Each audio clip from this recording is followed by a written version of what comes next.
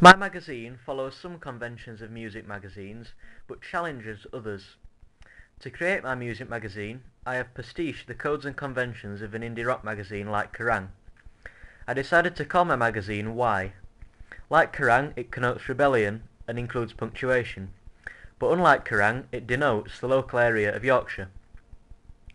The house-style colours of my magazine are black, yellow and red, a strong colour combination which is similar to Kerrang's! Black and red connote rebellion, a common theme in rock music, whereas yellow connotes danger, which is another common theme. Throughout the magazine, I alternated between these colours, on the front cover, the contents and the double-page spread. The layout of the front cover is also similar to Kerrang's!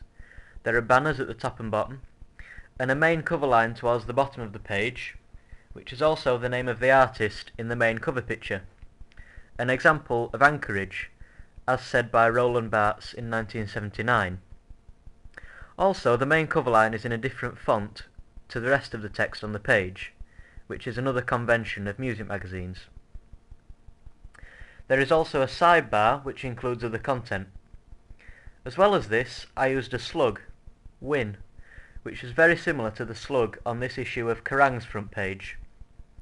As for the main cover photo, it includes direct gaze, signifying a connection with the reader.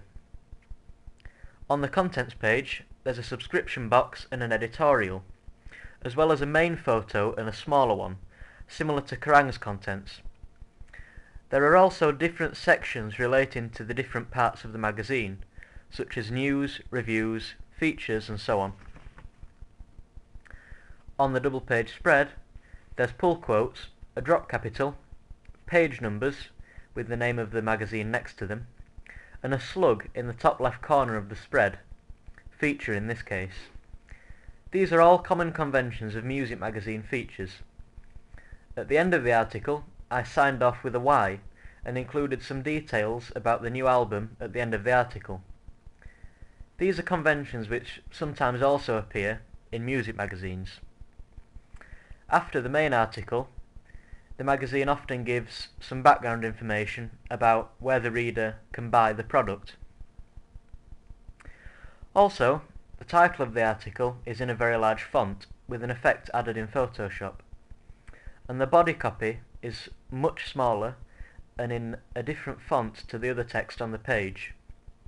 In terms of the photo itself, it's a low-angle shot which is aspirational to the reader, an example of the ideal self theory, said by Carl Rogers in 1980.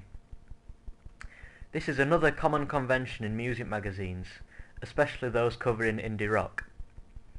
However, although this magazine does follow the codes and conventions of indie rock magazines through the text, the layout and the photos, it also challenges the conventions of indie rock magazines in one way, because this magazine is targeted at a local rather than a national audience, even though the music it covers is mainstream, which makes this magazine much different to one like NME or Kerrang! For example.